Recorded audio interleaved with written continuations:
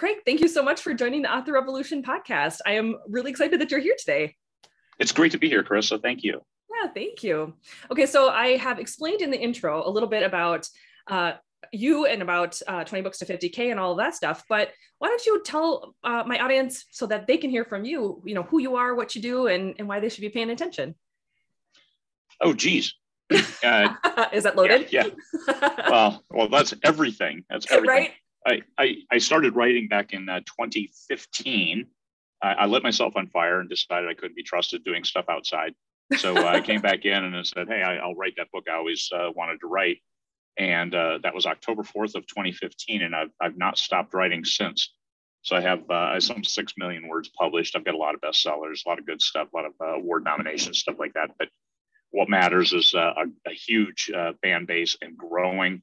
So I've established my chops as a writer, and right away after I published 3 books, I met Michael Anderle, and that's when he started the 20 books to 50K. I was one of the first 50 people that came over and joined him.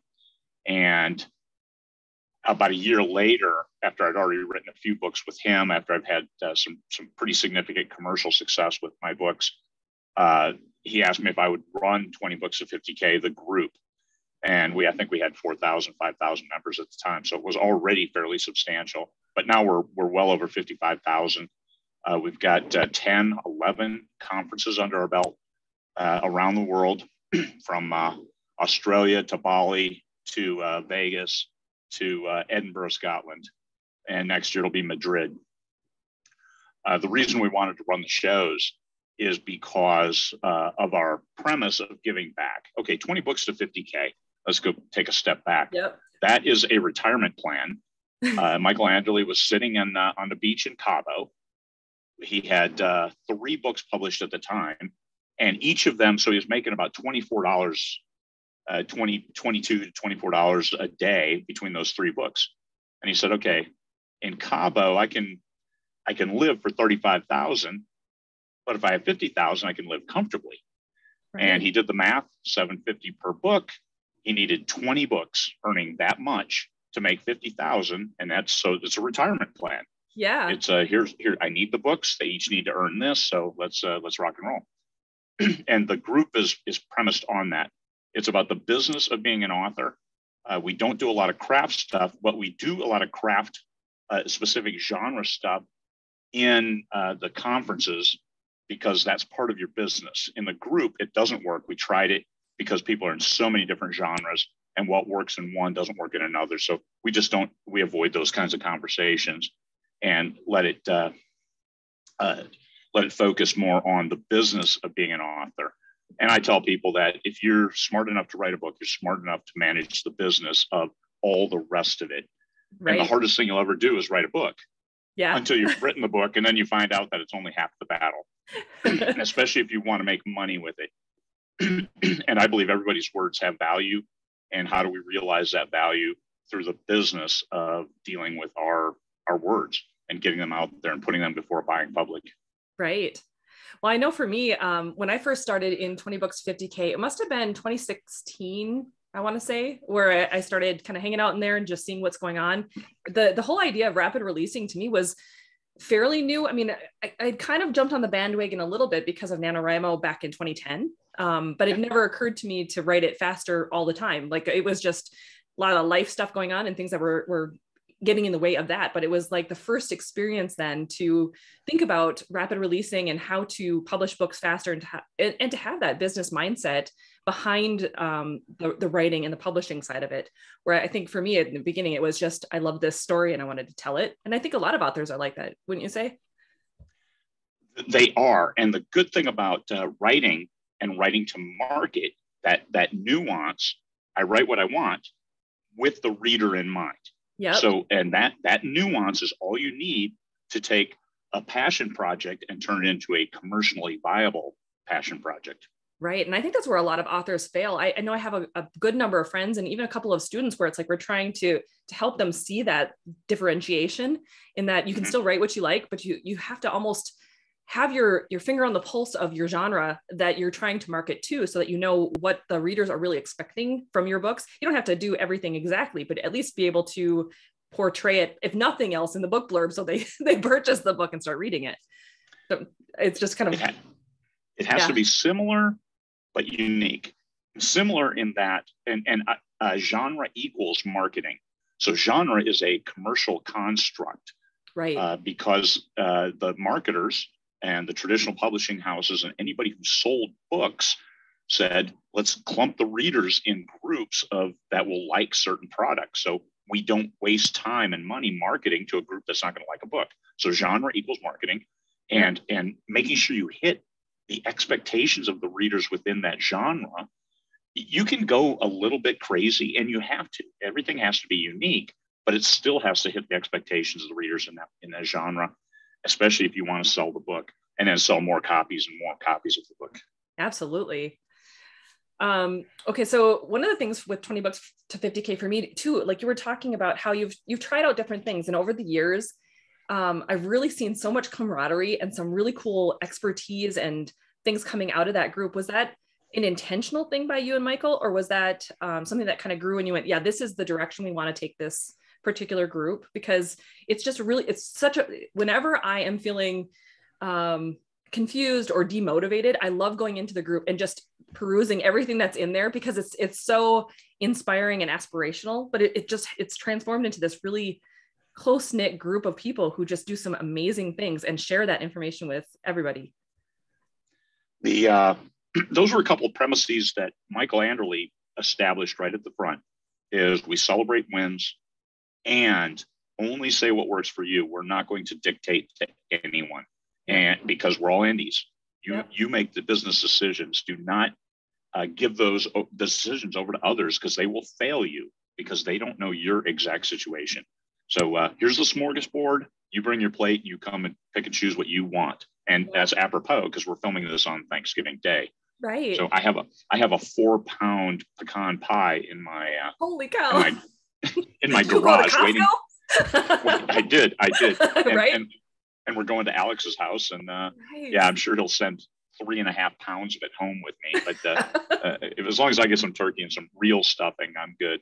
There you go. There you go. We've got ours in the oven right now, and it's like, it's wafting in here. I'm like, oh, it's gonna be a fun day. Oh my gosh, that's so awesome. Okay, so you and I talked briefly through Messenger about 20 Books to 50K's conference from Vegas, because it just wrapped up. It's a conference that I have always wanted to go to, and it's always fallen on like a weird time frame for me, so it just has never worked. This year, obviously, COVID, we have our 6-year-old who hadn't quite yet had his vaccines. He's only had one so far. And so it was like, okay, I can't risk it this year, but next year I would like to be there. And it's obviously one of the biggest indie author conferences that I've ever seen, it probably in the world, I would imagine. And it's such an inspirational thing. And I've always caught the videos afterwards to see what's being said. How are things being done? You know, who are the big players, obviously, too. And I'm curious about how that spun off. Like, we started with the group 20 Books 50K group, but then it grew into something so much bigger. Like, how did the conference aspects of that spin off of it? Oh, the conference, that was because I had the very first author conference I went to was horrendously awful. Oh no. and grossly overpriced. And I'm like, this is bullshit. I hope you allow swearing on your okay. podcast.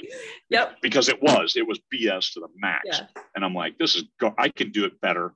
I can do, instead of a 2-day conference, we're going to do 3. Instead of $800, we're going to make it 100, and we're going to feed the people too. Nice. And we did. By setting it in Vegas, we were able to get some, and moving it off the strip, we were able to get a lot of price concessions and make magic happen. So that, and so it was basically because I was pissed off at a conference. All the best but also because people wanted to meet in real life. Yeah. They're like, I learn better when I talk to somebody, and most people do. And that's, even though we exist online, we exist as a Facebook group, and it's all volunteers, it's still, there's so much more opportunity in meeting in person. So 2017, we finally said, hey, let's have a conference. And we did $100 each. Yeah, we had to raise the price next year because I think Michael and I both took about 25 grand out of our pockets just because we were No. pissed and to prove a And you're like, point that we "Worth could do it." it. It was that was sharp stick in their eye. Yeah. And I did talk to those guys who ran that conference. They're like, that was the worst conference ever. Did you come back later? I'm like, no, because it was an awful conference. Why would I come back? Why would I come back? Make it better. Why don't you guys come to my conference? There you go. And it's not my, I mean, it was that first year because it was just me. We had, like 12 or 14 sessions is all. Wow, that's still great though. And we start off with 150. And by the end of registration, we had 417, I think, that first year. Wow. So this year we had 2,100 people sign up, and actually 1,720 at the end. And then about 1,350 is all that showed up. Sure. Which is okay because it was the first time in Bally's, but we needed to be able to scale up. So Bally's allows us to scale all the way up to 4,000 attendees if need be. I expect we'll have 2,500 next year because COVID will be behind us. Yeah. Whether it kills us all or not, whoever doesn't kill will be coming. Now we're going to be in a good place. So 2,500, I'm going to cap it because I know we're going to have that many. That's and we have all of the vendors. I've talked to those vendors who presented remotely this year, as well as ones who didn't and wanted to. And we will have all of the major audiobook producers. We will have all of the distributors like Amazon, Apple, Barnes and Noble. It's everybody who is anybody, because this is the biggest show on the planet when it comes to indie authors and authors as a whole, especially once we put 2,500 butts in seats. Our vendor day worked spectacularly this year because people checked in and they went in. So here vendors had exclusive access to over 1,000 budding authors signed up that first day. Right. And they went in. So exclusive access for 6 hours to all these authors. So face-to-face, I know pretty much anybody who was selling anything, author support tools sold out that first hour. Wow, that's crazy. Yeah. So we had a lot of interest from people already saying, hey, I absolutely have to come, or I'm in for next year. I was in this year. And when do you open registration for next year then? January 8th. Okay. January 8th, guys, make sure have your finger over the trigger button. Yeah, and I will post it online because we have opened it up to wider than 20 books of 50K. Okay. Just because Bally's is expensive and we're not going to raise prices, but the only way to offset our costs is then we just need more people. Right. What is the price then? $299.99 for 5 days, 5 full days. That is amazing. When I saw that it was 5 days this year, I was like, holy cow, there are so many videos to watch. It's incredible. I mean, there are so many that I still have to get through. I think we had 162 sessions. I was telling people 150. Oh, that's some like finagling right there. That's some magic. Did you put RJ in charge of like finagling that? Because that woman is insane with the spreadsheet magic. No, I got it. I have everybody organized as we need to, awesome. But the AV team, Ira Heineken and Jen Green, now she joined the team. But then at the show, she was the go-to person. Ira, between the two of them, they made all the magic happen to make sure that we were, and I mean, we bought a bunch of equipment ahead of time, but next year, I think we're going to have a new contractor supporting us and look to see bigger, better, all of it. For the audio visual, is that what you're talking about? Yeah. I saw one of the posts in there where you said that even the sessions that were supposed to be expertly recorded and whatnot, they weren't as good as you had anticipated. That some of the smaller sessions were. Yeah. But still, all of the sessions were legible. Were you could hear them, mm-hmm. and they delivered. So especially as we went back through, and I think by this weekend, any session that had low sound is being remastered because we recorded all of them. Oh, wonderful. Is being remastered and re-uploaded. So look for the new uploads on certain sessions. Sure. Like some of the smaller sessions. Is that what you're meaning? Yeah. Those that were in the Palace rooms, because we did not have, in the bronze rooms, we had formal setups with HD webcams, and the sound system was linked into the speakers, to the microphones directly. So we didn't have to get the sound via secondary source. Like we did in the Palace rooms, it was pretty much an iPad sitting close to the speaker. Right.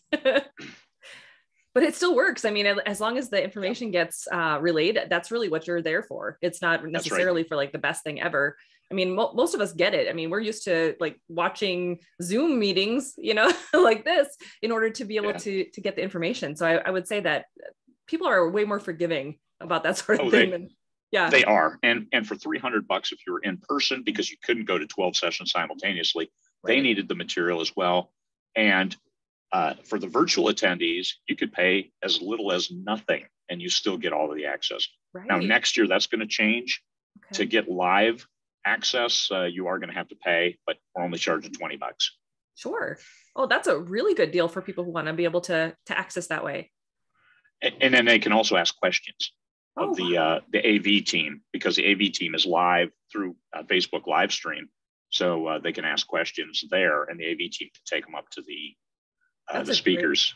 That's a great opportunity. And if you want to watch them for free, you just wait until the next week when they come out on YouTube, because we're not going to deny anybody the information. We're making it available to everybody. That's awesome.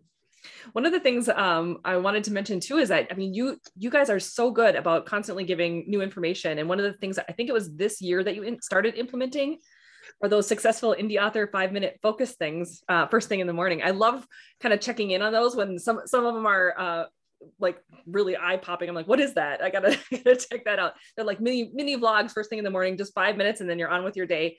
How did that get started? Like, what was that your idea as well? Like just to it was that right away when COVID happened and the lockdowns happened and people were freaking out, we had a 1 hour long Craig and C&M show.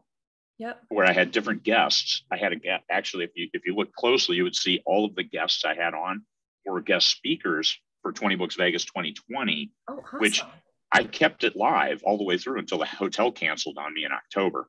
Okay. But I had planned on going, and actually I did go to Vegas and worked on the contract for 2021 then.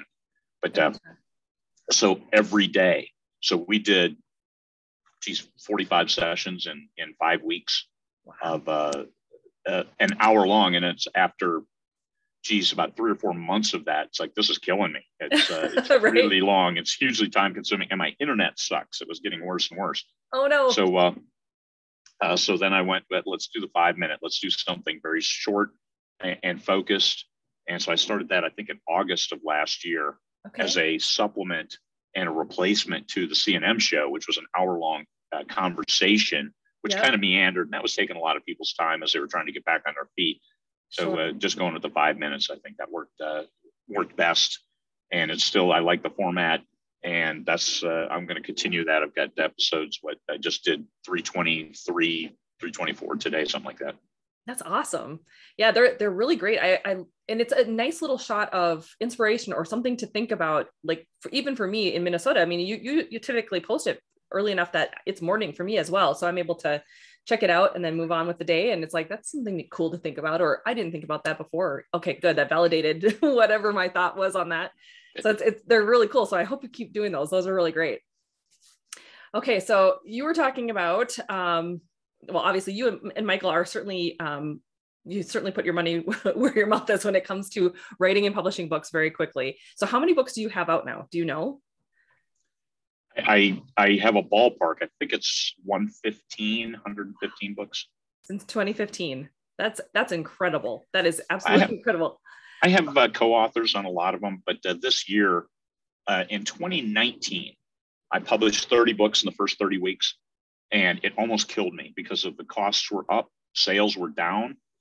Even with 30 books, I made less than, so the last half of the year, I only published my own books under my name that I wrote. Sure. And I made as much in the second half of the year as I did in the first half. Wow. With 6 books versus 30, because my readers want books by me. And some of the books, they're good stories, but they just want what the readers wanted. Genre equals marketing, right? Because they were a little bit different. And my readership that I have developed doesn't like that much different. Sure. So I stopped that, and I am co-authoring titles, but I read every word of every one of these books. I go through them, and they make sure that they are aligned perfectly with what my readers are expecting. So those are doing well, much better this year than previous years, and also have expanded. I do publish. I publish with four or five different publishers because of why not? Different chances to bring readers into my brand. Because one thing I do insist on is, if I publish a book with you, I want my entire backlist listed in the credits. Absolutely. So we're able to bring people into my brand. That's great. Now, for people who are listening who might not know, what genre are you writing? Because they might want to go check out your books right away. I write science fiction. I have some fantasy. I have thrillers. So science fiction and thrillers are my two main ones. I do nonfiction, but that's only to forestall questions, because in 20 books of 50K, I could be answering questions all day, every day, and never do anything else.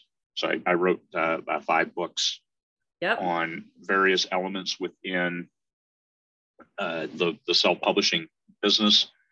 And I have some mysteries, and I have a new 3 different series of coming of age. And so those I'm trying to, those are all co-authored, and some I actually have authors now that I just publish their stuff. So I act as a publisher. And one is 16. She just turned 17. Her book comes out on December 20th. It's a coming of age fantasy, Mark of the Assassins. And it's interesting because it's dark. It's a lot darker than what my readership is. And I've got another coming of age trilogy that the last one is published on December 13th, I believe. And so those, I want to have a synergy between them, and also the targeted audience of 13 to 18-year-old girls. Maybe darker is what they're feeling as they're growing up. I agree. As part of the coming of age. And I know in Vegas, 2 of the most successful authors there, one writes dark romance, and the other one writes psychological thrillers, which is domestic and dark. Yeah. So I think maybe there is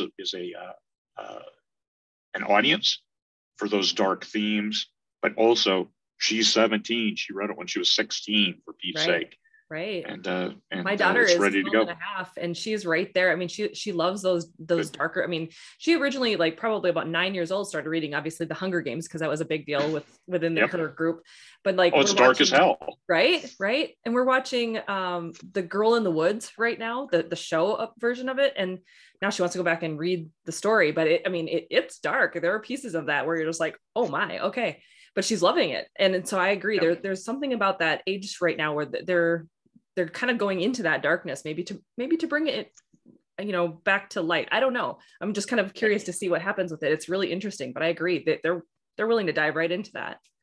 Yeah, maybe to shine the light and not fear it as much. Exactly. So, because this one, it's dark, but the main character turns out to become an assassin. Wow. So, which, I mean, it gets pretty dark.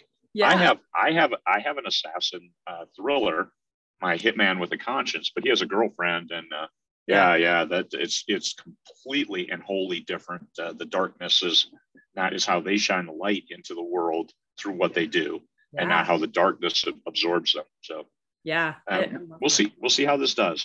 That is really cool. Okay, so you kind of touched on it a little bit when you were saying that you kind of got a little overwhelmed there for a bit. So I was going to ask, do you being such a prolific author, do you ever get burnt out or overwhelmed with everything that you are doing? I mean, you are just amazing when it comes to getting all of these things done. You must have cloned yourself. Did you figure out how to clone yourself? I have no wife, so that's what it comes down to. I'm actually very efficient with my time when I do get it. I write part-time now. I write maybe 2 hours a day. So all of the other stuff in my life with the authors and publishers, that takes the rest of the time. I just make good checklists, and I do. If something is only going to take 30 seconds, I get it done. It only takes 30 seconds. I move on. So I may get 100 things done in a day, and most of them take almost no time, but they need to be done. So documenting and getting the words. I've got my book up on the screen. This is the longest I've ever taken to write a book. But keep in mind, in September, I did the drive across America. Yeah. So I was gone from September 3rd to September 26th, driving and meeting people all the way from I started in Illinois, then I went to Vegas, then I drove all the way to Tampa, Florida. 15 stops, met 400 people, just showing the flag and letting people know that the world is still out there. It's still a great time to be an indie author, and So cool. keep pressing. So I think that worked very well for that. I came back and it was all Vegas because new show, new location, which is the big challenge. Yeah. So a lot of, I suppose. Yeah. So that was 100% of my time. So I've taken almost 3 months to write this book, but I'm on the home stretch now. I should finish by Sunday, finally. That's awesome. On a book that's only going to be 60,000 words. So 3 months to write a 60,000 word book. This month has been the same for me. I've had my next book has been due to come out in December 26th. And I've been trying to get it started writing since probably mid-August. And finally with Nano, I'm like, screw it. It's coming out now. It's going to happen. So luckily I'm like, I don't know, 20,000 words out. So it's going to be done by the 3rd of December. Good. Yeah, well, I got to get it to my editor because she needs 2 weeks because we're publishing on the 15th. Oh, wow. So it's going to go live. Yep. Yeah. I feel you. I'm right there with you. It's going out on the 26th, come hell or high water. Yep. Yeah. Oh my goodness. Okay. So where does your inspiration come from for your books? Like, how do you, when you're writing that many books, and even if you're co-authoring, where does your inspiration come from when it comes to everything? Always what if this was this way? What if this happened? What if this was available? What if this technology existed? As simple as that. Embrace one premise for a book, just a single one. And then we go from there. I try to hit at least 12 side plots and subplots within each book, as John Truby recommends. And you can see John Truby if you watch any of the Vegas videos. Yeah. Because those maintain the interest. Something as simple as the interaction between a main character and a child. And so how does that develop? That's a side plot, even though it's the main character. But how are they moving the plot forward?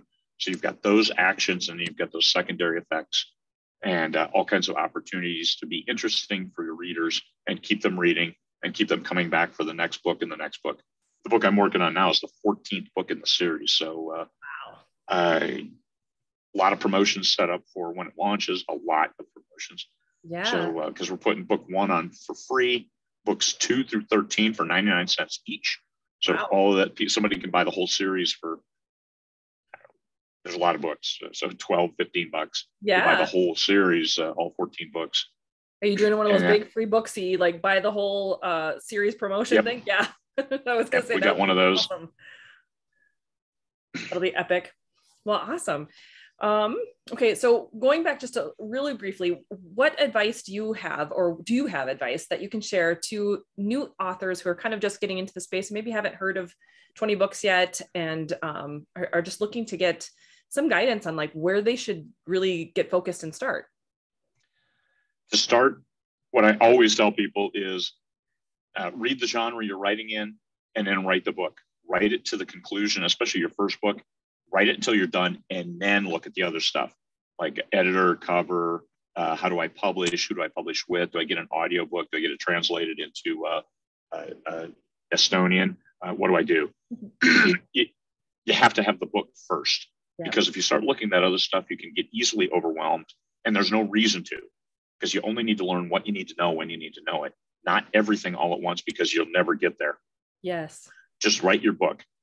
And the best thing you can do is write it for yourself as the target audience, but yourself as a reader of X. I like The Hunger Games. I like these other books. So let me write it in this kind of mindset. So if somebody likes this book, The Hunger Games, then they should like my book. And if you do that, maintain that focus, then you're writing with the reader in mind, as well as writing to what you like. If you try to just write something like, hey, lit RPG is hot, I don't gain. So if I tried to write lit RPG, it would be a complete debacle and waste of my time. Right. And I don't read lit RPG either, just because I don't have any time anymore since that became hot. Reverse harem. Oh my God, it's so hot. It's a hot genre. I want to get into it. Well, you better start reading. Yeah. I mean, and you better be able to write like that, because I'll tell you, it takes effort to try to write that.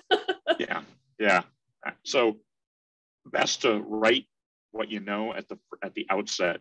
And when people say write what you know, it's not like, hey, I know what it's like to live in Minnesota. No, that's not what they're talking. They're talking about, right, what the genres you read, and also interpose your personal experiences. Because even people who say they are uninteresting because they live in a big city, they do nothing, they're still interesting because they're able to use their imagination to come up with their stories and the ideas. So that makes you interesting. Yeah. And all the different life experiences that you've had. You could live in a city, but be a Reiki master, or learn how to grow stuff on your roof. I mean, who knows? There's all sorts of different things that you do that maybe other people have no access to or even understanding of. And so you can interpose that into your stories. I agree. Right. Yeah. So I have a question about when you have that many books going on and that many different storylines. Do you use like something like Potter? Do you have a story Bible? What is it you use in order to keep all that together? I have a spreadsheet. I have a master spreadsheet that has a separate workbook for each series. And that has the notes in there about the characters, like eye color, so I don't get the eye color wrong. Right. And the characters, keep the characters on track. Terminology, if there's unique terminology, I put that in there. And it's just a mess, but it still works for me. Yeah. And also, I have the world's best insider team. I have 4 readers that read everything I produce, and they have their own story Bibles for it. That's awesome. And help my consistency and help me, because sometimes they'll say, "Hey, this character is starting to sound like this character." Yeah, no kidding. Let me change that, fix that, and there we go. That is so cool.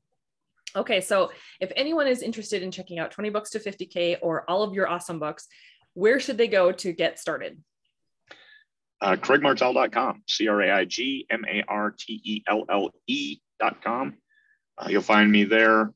The blog, all this stuff is there. And you got to go to Facebook to find 20 Books to 50K. That's 20 books, TO 50K. And trademark registered. Yeah, it'll should pop come up. Right up. It is very easy to find. You could probably start typing 20 books and it'll pop up. It should, yeah. Well, awesome. Thank you so much, Craig, for joining the podcast today. I am so thrilled that you were able to do this, especially on Thanksgiving. I hope you have a fantastic meal, whatever you're doing here today, like you said, and don't have to come home with 3 pounds of pecan pie. I'm going to come home with 3 pounds of pecan pie. I know it. Awesome. Well, thank you so much. Hey, thank you. Peace. Peace.